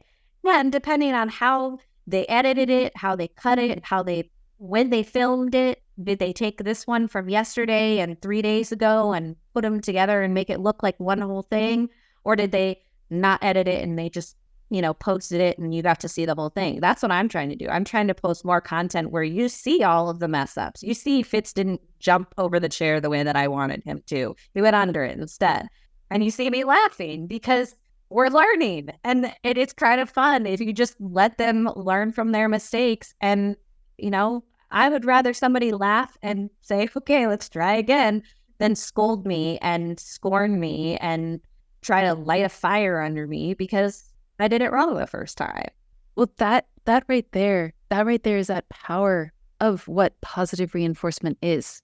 It's the ability to recognize when something did not go exactly as planned, that in some cases you can just laugh about it and you can just be okay and be like, okay, cool, that wasn't exactly what I was looking for, but it was still fun and enjoyable, or I still learned from it. And even though it wasn't exactly what I wanted, it still taught me something that I'm going to be able to apply otherwise. And that is also what happens with science, that there are studies that look at, so for example, there's a study on the self-awareness and like self-recognition tasks for toddlers, for chimps, for gorillas, and for elephants. And what we think that we were testing for and what we thought success meant ended up being a bit different because we didn't quite understand like what we were testing for. And I can explain that in a moment of like the finding in case you're curious, because it is pretty cool. But just to finish this thought, it's that like we are able to do so much more together when we allow ourselves to be okay with, quote, mistakes. But the truth is that mistake is just because we didn't have the information a moment ago that we now have, or a year ago that we now have. And so it's not truly a mistake. It's more that we have more information now and we shouldn't judge our previous self with the information our current self has. And I'm going to switch over to not to lose the thought about this, the finding of this. These studies, basically they put a little dot on a baby's head, and they wanted to see if a baby looking in a mirror would be able to like notice that a dot was on its own head and be able to like clean it up. And they looked at a chimp, and a chimp was able to do it. But when they looked at it, I'm pretty sure it's a gorilla. Yes, it was a gorilla. So with gorillas, direct eye contact is actually not good. And so a gorilla technically failed the test because they didn't look straight on at the mirror, but they did look to the side, and then they would steal glances and then adjust. And then they would steal glances again, and they would like try to still adjust, like pick at that thing on their forehead. But technically, from what we were asking the gorilla to do, which was to stare at the mirror, he failed, or it failed. And so isn't that powerful to think like, what are we asking our dogs to do, or what are we asking other people to do? And are they passing it, quote, passing it based on like dimensions that we didn't account for? And are we just being too strict in our definition? Because when they expanded the definition, the gorillas passed. And with elephants, if an elephant was given like a small mirror the same size as the mirror a chimp used, the elephant failed. But if you got an elephant-sized mirror and accounted for the fact that elephants have bad eyesight, elephants passed. So like that spectrum right there shows us the power of what science can teach us and how it can relate to everyday life if we're just like curious and aware of it. And yeah, just like that open mindedness to continue moving the needle forward together, and not judge our past selves, because that's where regret comes in. And the more curious we are in the present moment, the less likely we are to experience regret in the future. Yeah, I love that. I think that saying that, it's not a mistake, that's really important. We just didn't have the information, because I think a lot of people put that on themselves and they feel guilty and they criticize themselves so deeply because their dog didn't get it as quick as the other person's dog, or they, had never trained that trick before. And just, there's all kinds of things that we're so critical of ourselves. If we could just give ourselves a moment of grace and say, oh, okay, this is what I've learned. Now we're going to pivot and we're going to adjust and we're going to use a different treat value, and success. And it might happen in 2 tries. It might happen in 13 tries. It might happen in 75 tries. Doesn't matter. It doesn't matter. I think we need to remember that competition in this is not something that we need to be doing. We need to stop competing with each other, and we need to stop comparing our dogs to other dogs, because my dog is not your dog. Your dog and my dog are totally different dogs. And for me to say, oh, well, Fitz was able to jump through a hula hoop and go under a chair and run around this table, and he learned how to do all of that little routine in 3 days. And you go, oh, well, it took Maggie 3 months. Well, that doesn't mean my dog is better than yours. That doesn't mean that my dog is smarter than yours. That just means we worked on something different than you did, and my dog learned a different way than yours did. And that's okay. It's okay. We need to stop making everything so finite, so judgy, so limiting, like opening, like you said, bring out those elephant-sized mirrors and freaking take a different look, take a different perspective, because that is where true insight comes. And we really start to learn when we open the window up and say, hey, look at what's out there. Now let's change and pivot and figure out how we have manipulated the environment, and let's try again. I just think that, trial and error is so important, and comparison is not important. The last study that I'll share here, and then, can continue on to the rest of the episode with other things. But the last study that I'm going to share with you here is related to the idea of frequency and duration of learning and how it might impact the level that dogs are able to achieve. So I'm going to reference a study that is quite insightful, but I'm also going to tell you the reasons why that study is, has room to be adapted and redone in a different setting. So this study looked at 40 beagles that were born and raised in a lab setting. I'm not going to debate, the presence of laboratories. I think that is a separate conversation, but I'm just simply going to speak to the findings. And so the beagles in this laboratory setting were raised in consistent environments. And what they wanted to look at is what level of difficulty these 40 beagles would achieve when it comes to completing a task, which is jumping into a basket and staying in the basket until a trainer returned. And they split these 40 beagles up into 4 groups. They had one group that was trained 1 to 2 times a week for 6 sessions. The second group, 1 to 2 times a week for 18 sessions. A third group that was trained daily for 1 session, and a fourth group that was trained daily for 18 sessions. So you see here frequency and duration. Frequency, is it daily or is it 1 to 2 times a week? And duration, is it 6 sessions or is it 18 sessions? This is really insightful because as trainers, we often think about what would it take for our dogs to be able to learn harder things and at what pace. The thing that made me think of this is, you talked about how long it takes to learn something. And in the scope of this study, they did not measure length of time. They looked at, 6 repetitions. So one session or the 6 sessions, I should have used the word repetition. That meant like I'm doing a particular task 6 times and then we're done. And it is really cool to think about that because it helps us think that it might take Maggie, 10 minutes to do 6 repetitions, and it might take Fitz 3 minutes to do 6 repetitions. They both did 6 repetitions, and it's more about them doing those repetitions than it is how long it takes them. Mm-hmm. What they ended up finding was they broke down this, task, this ultimate goal into 12 levels, and they measured the dog over the course of all of the training sessions that they did with them. And they found that the dogs who were trained 1 to 2 times a week with those 6 repetitions actually did achieve the highest level of difficulty, which tells us that it's important to be aware of so I'm going to pause there to say, like, that's pretty cool, right? It's pretty cool that the dogs who were able to achieve the highest level of difficulty were the dogs who technically were trained the least often. And one of the assumptions that the authors of this study came up with was that the dogs who were trained in this way were able to, 1, sleep on it, meaning they were able to consolidate their memory before the difficulty increased.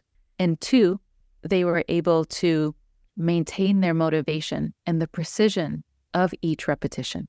If you train a task too many times, the precision of us as the handlers and of our dogs might decrease, but also they might become more satiated, meaning their motivation will decrease. They might get tired, right? Like the things that I'm going to do when I'm like fresh, first thing in the morning are different than when I'm going to do it like after 10 meetings in a row in a day. And so it's important to be aware of that more so in terms of like, how are we maintaining our and our dog's motivation? And how are we aware of their fatigue? And are we giving ourselves the opportunity to consolidate the memories before we increase the difficulty? I do think this has a place also when it comes to behavior modification, because even though it's different to be like training a trick versus behavior modification, you still want to apply management strategies and have a level of awareness of how difficult the task is you're asking to do and how you're practicing in the scope of frequency and duration. So there is a parallel there, even though this study did not specifically talk about behavior modification. It was more about like a specific cue that was being taught. Now, that is all really cool, but at the same time, the whole point of like being curious of scientific study is that no one scientific study can do it all. We can't expect it to. And so this study was of, dogs that were grown and raised in the same environment. But to your point earlier, dogs are in different environments. So how do you replicate this with Fitz, with Maggie, with Cooper, with Graham, with Chewy, with Aurora? How do you replicate it with all of these different dogs who don't know each other? And right now, science is not available for us to do that. Maybe it will be soon, but the point is it's still good that we have that level of insight, and then we're able to kind of incorporate some trainer wisdom on top of it and be curious with our clients and our members to move the needle forward. So I know that was kind of a long digression in terms of referencing a study, but I hope that was very interesting. No, that's totally fine. It's like, but this is your episode, and I think that you're bringing some really valid points to the table. And I mean, like I said, this is a big education episode, and it is a longer episode, but I think that's good. I think that, like I said, we've really covered a span of topics tonight that I think needed to be talked about. I mean, that's the whole point of this podcast, was to talk about these hard things. And I appreciate you taking the time to do this with me, because this, like you said, you have to be kind of prepared for these things. And when you get in the groove of having these conversations, it's so much easier to just have the conversation and keep going with it, because you've got that motivation and you've got that drive, and you're thinking about it and you're on point. And, that it's like same thing with dogs, like I made a joke to my roommate the other day, because we went all weekend. We played all weekend. And he was hitting, anywhere between like 17,000 and 25,000 steps a day, and just bam, bam, bam, bam. Like every day we were just we just hit it so hard. Playing, walking, all of the things, training. And on Sunday, we're all having dinner, and I looked over, and Fitz is just done. He's conked out on the floor, and I was like, geez, it only took 3 days to wait for him, you know? So we got to that point where he was done, but that's it. You know, happy dogs take naps, first of all. Happy, fulfilled dogs take naps. But that also, you know, speaks to the level of commitment that I have given him, because I have given him the space to be who he is and work with the environment that we have and adjust to his needs, while at the same time excusing myself to go to an art festival and having dinner with a friend and, you know, sitting down with my roommate and his son to have dinner, and, you know, still being able to fully experience this wonderful relationship with my dog and know that we took all of the steps that it took to get there, and I didn't push him too far. I read the room. And I think that that is what you have to do. The study is phenomenal in that it shows how much of a difference distance and duration make. And frequency and thinking distance. Yeah, distance, duration, distraction. Yeah, 3 days of generalization. All of the D's of I went into the training plan there, but just 2 things. You modify 2 things, and it makes that big of a difference. I mean, when you're practicing with your dog, you have to start at a very low level, and then you build up all of those things.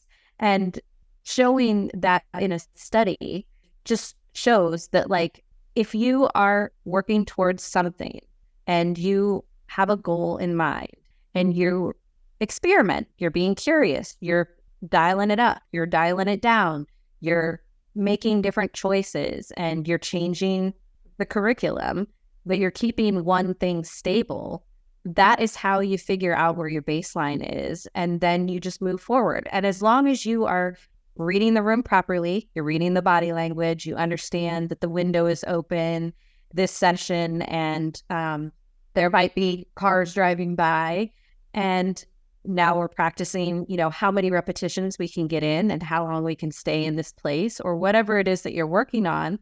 Don't overdo it. Don't stress your dog out.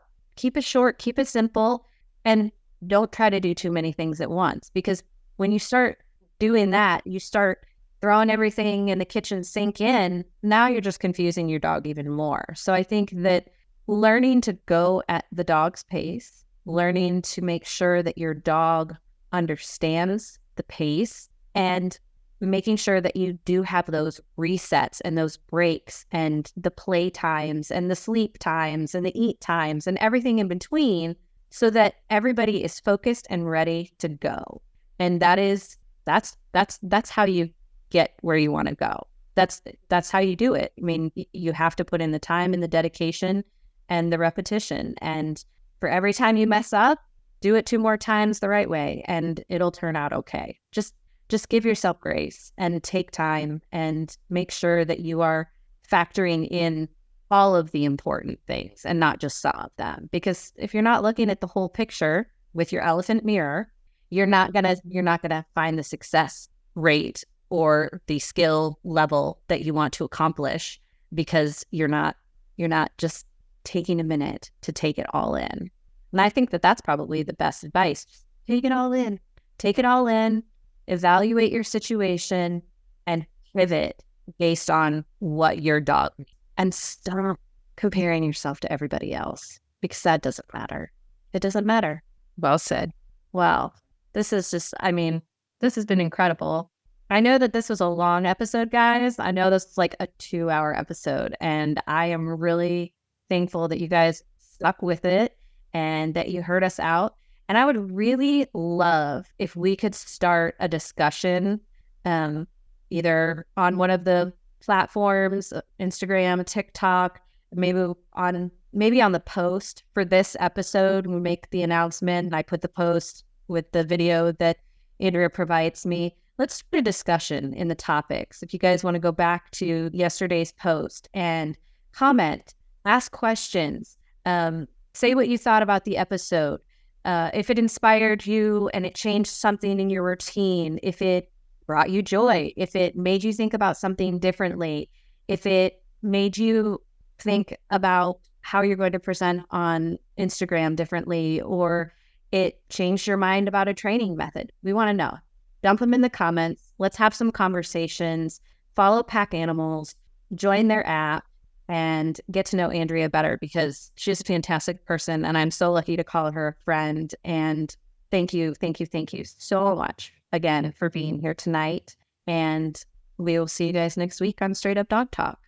Located in San Ramon, California, the Hub by Pack Animals is a gym for dogs. Like humans, dogs need ongoing physical, mental, and social engagement to support their lifelong well-being. The Hub is designed to do just that, using pure positive reinforcement, wellness-focused classes, and an emphasis on behavior. Research shows that supporting our dog's ongoing health supports our health too. If you don't live in the Bay Area but want to tap into the Hub's offerings, check out their virtual expert events and visit their website to learn more about the Hub at home. Visit www.thehubpack.com for more. Straight Up Dog Talk was created by Emily Breslin. It is edited, produced, and co-hosted by Josh Wasta under the supervision of Straight Up Dog Talk, LLC, and Emily Breslin. If you're enjoying this podcast, follow or subscribe to be sure you don't miss an episode, and leave us a review on your favorite platform. Looking for more honest and relatable dog content? Check out our sister show, Unpacked, with Jerry Sheriff and Madison Simpson. Thanks for listening to Straight Up Dog Talk. See you next week.